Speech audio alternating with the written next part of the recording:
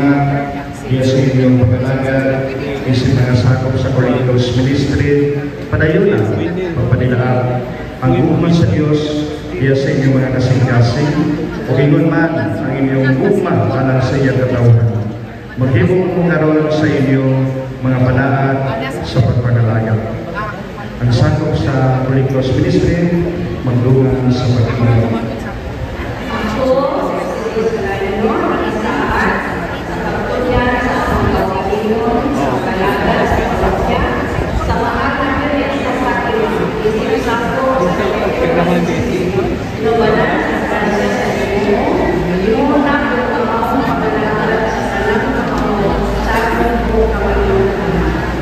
Tabangan na kamu sa Ginoo para tinuray pag-alagad kaniya.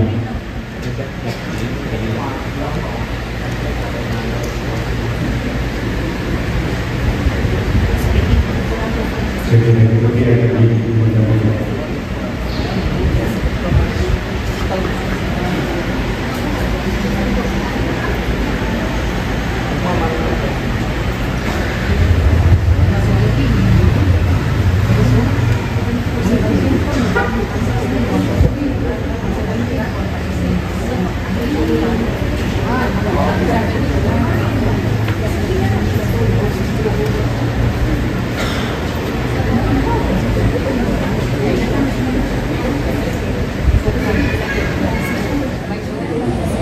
Dalay ko ng tapos ito po ng mas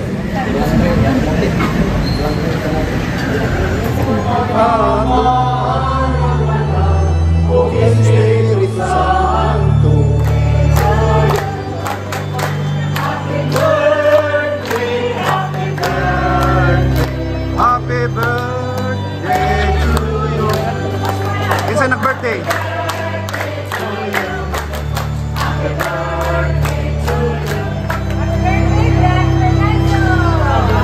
Happy birthday, Brad! Turat, Dalay ko ng Diyos.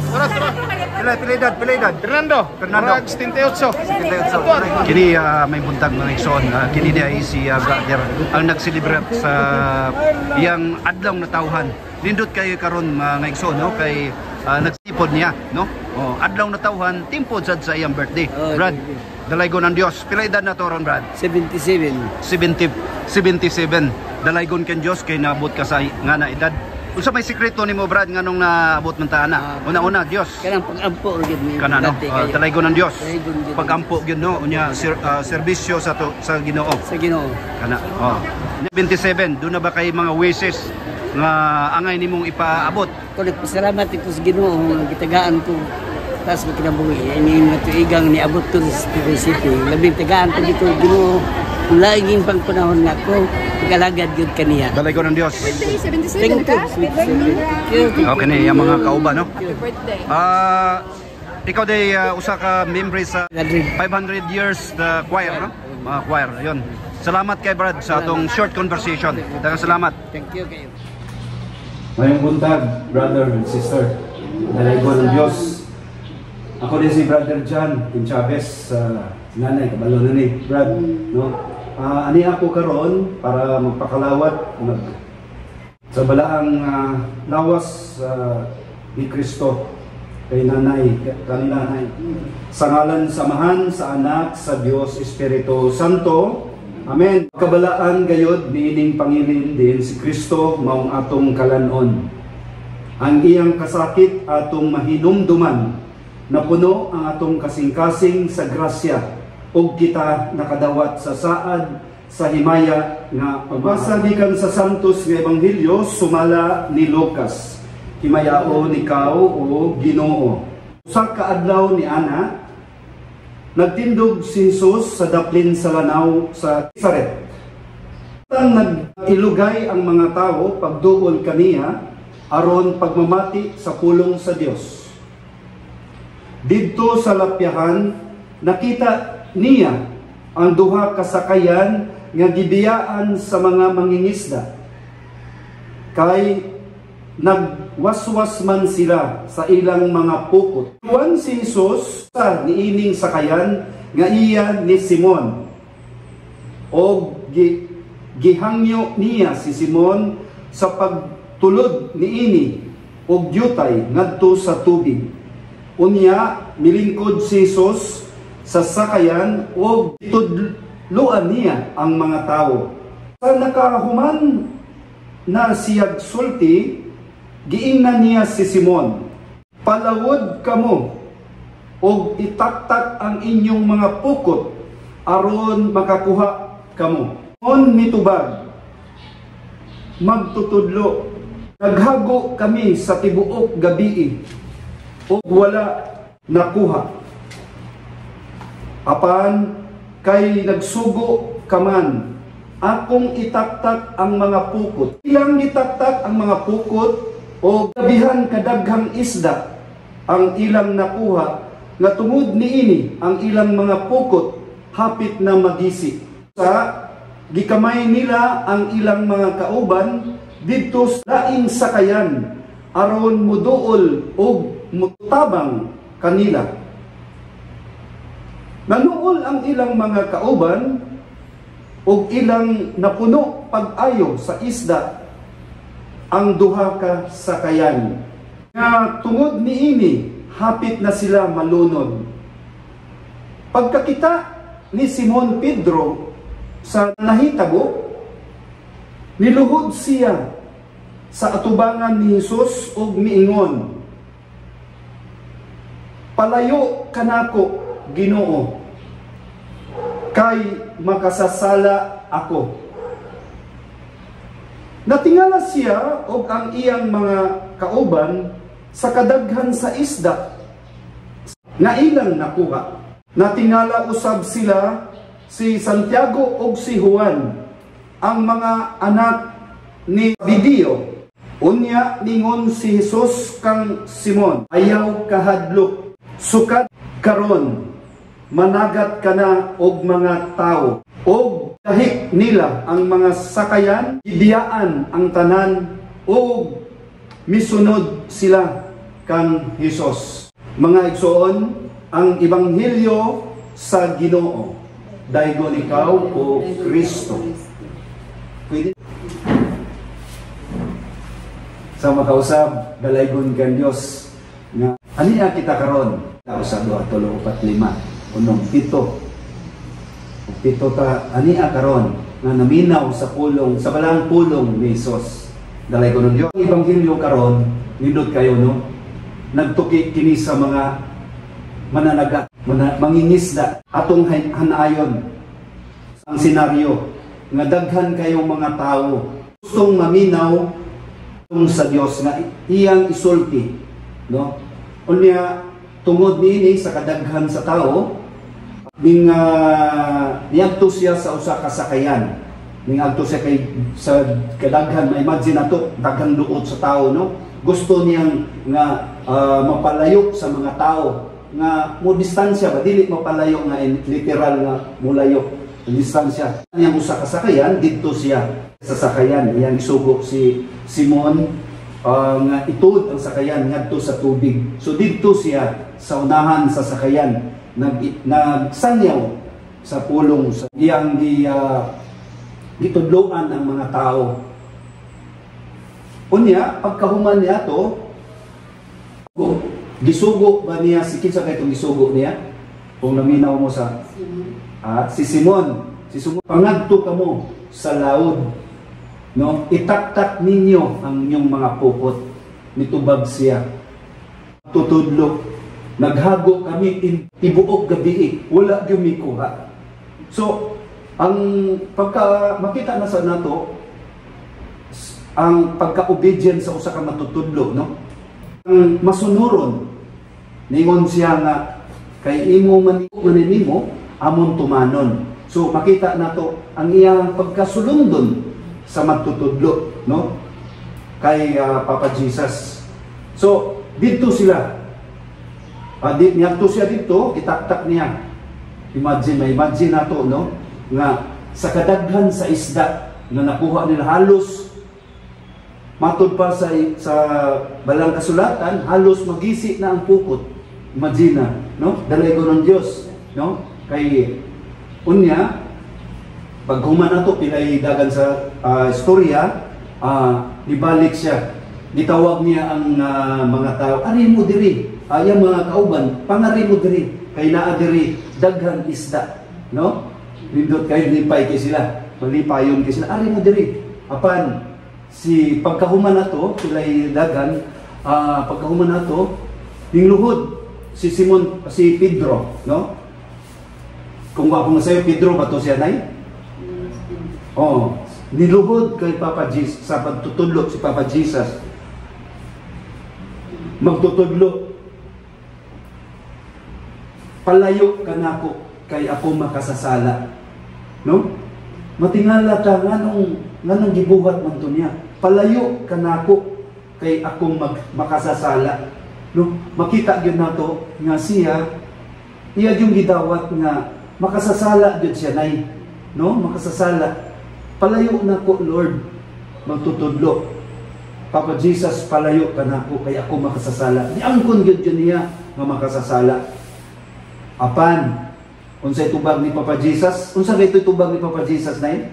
Wala na kay kakano, kay tungod lagi sa paspas. Ang tubag niya, ayaw kahadlok, Pedro, sukad karon, ikaw manguha, or kanang iyang gikuan nga, manguha na ka, dili na isda mga tao. No, mangisda na ka og mga tao.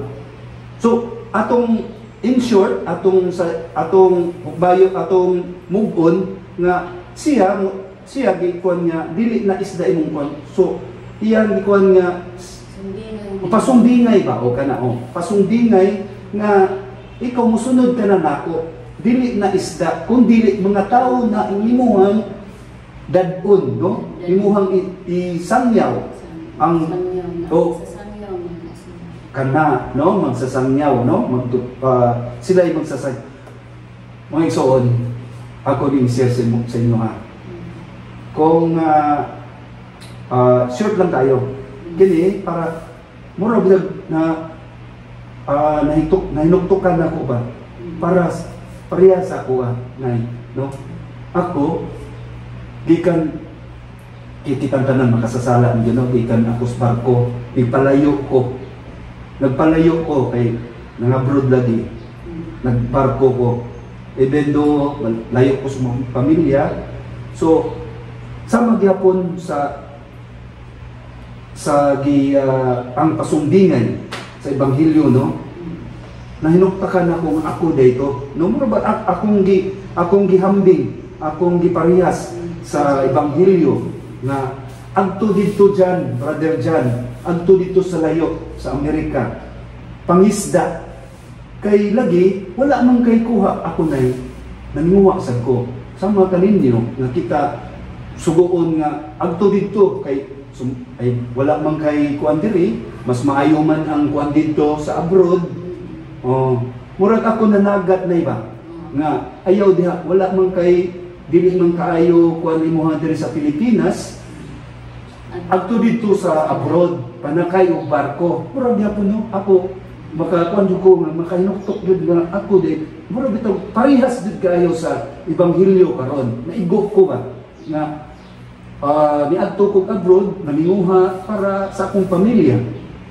Kay karon nay, ako nay makasasala kita, wala man kitang tao makasasa man gid no.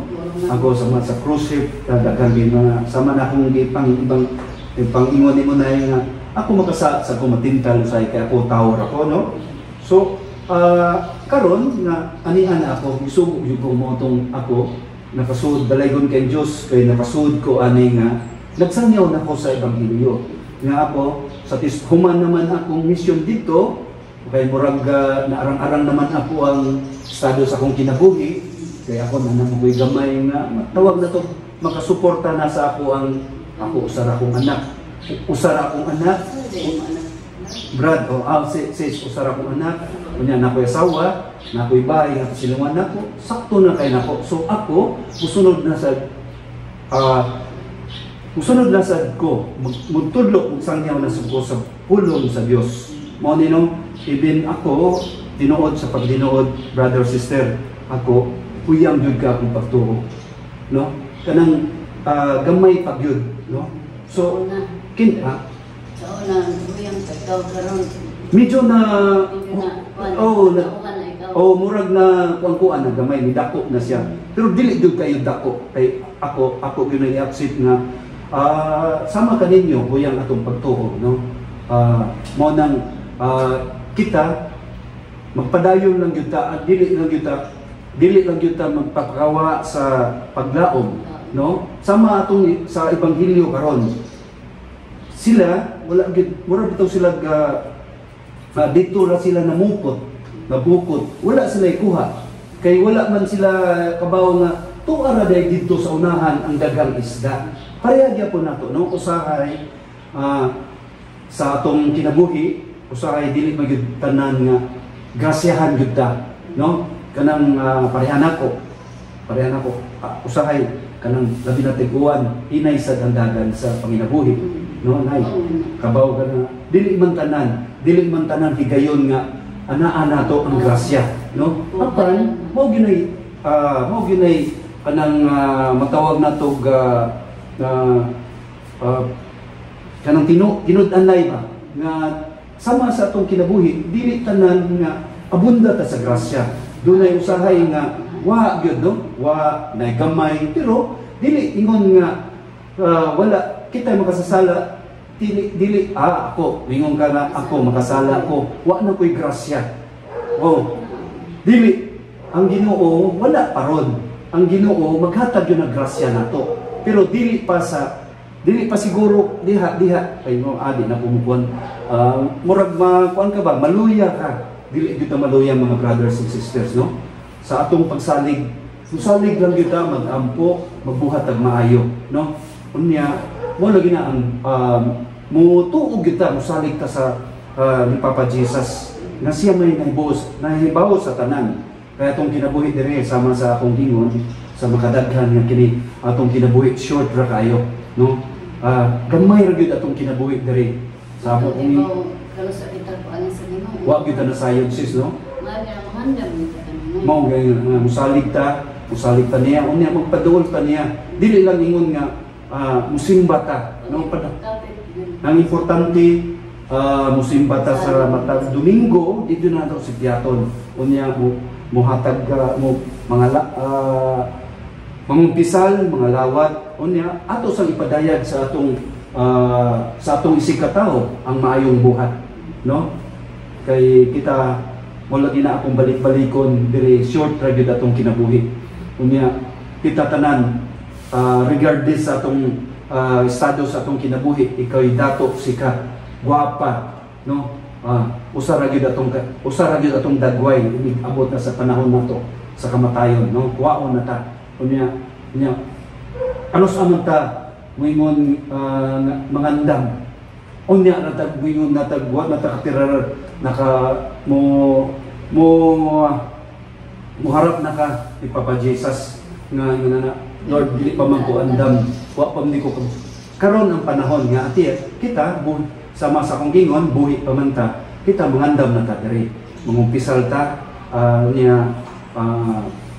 atog yung kun nga maayong atong relasyon sa isig katawo, dalaygon ang Dios.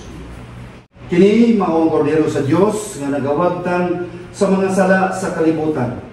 Bulahan ang gidapit alang sa panihapon sa Ginoo. Tanan ang lawas ni Kristo. Magampo kita. Dios among mahan, makagagahom ug walay katapusan. Saligon kaming nagsampit kanimo. Ang lawas ug dugo ni Kristo nga nadawat sa mong igsoon nga si Eustaquia magdala kaniya og malungtarong kabaskog sa hunahuna ug sa lawas. Kini among gipangayo pinaagi ni Kristo among Ginoo. Amen. Ang Ginoo magbendisyon kanato, manalipod kanato sa tanang dautan o magdala kanato ngadto sa kinabuhing walay katapusan. Tanan. Manalangin kanato ang Dios nga makagagahom og manuloy-on sa tanan. Sa ngalan samahan sa Anak sa Diyos Espiritu Santo. Amen. Dalay ko